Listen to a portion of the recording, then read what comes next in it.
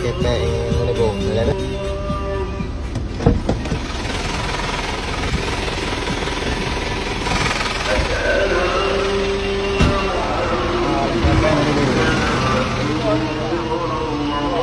Ada kepek ini bung. Itu dia nak bahasa. Baju kupeng.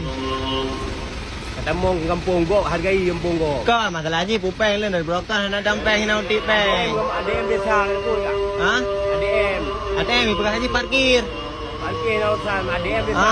Mau guna ADM. Ah, dong yo ATM munjuk. Mai ibu haji parkir. Ah. Yang kenyang ke ilung kan masalahnya mau ADM desa kan. Lunjuk peng, lunukku man mau parkir, ibu haji parkir itu le. Tanya nak percaya yang berapa beli. Ibu kasok barau buka barau. Kau mak kertas berapa beli. Sebut ATM bumpun, wate bumpun. Wate bumpun parkir lah ke bang. Dengar le bang.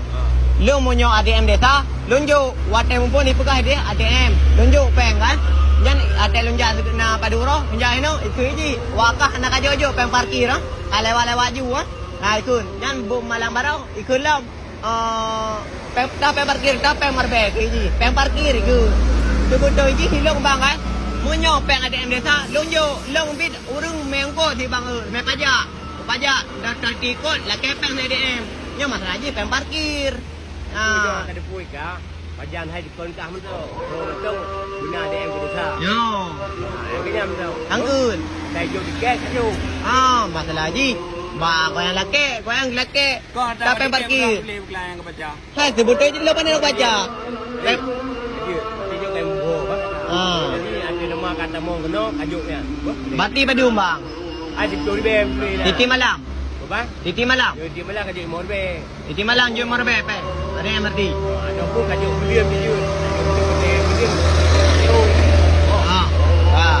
Jadi masalah ji lah kalau buka punya bang. Ah lagi buka punya parkir. Ah, nyai lo kena pom. ADM. Kan hero dia pandai parkir dengan malam lagi no, ka? Ah, kamu pom bang. Yo kan parkir ah. Ah, dia parkir.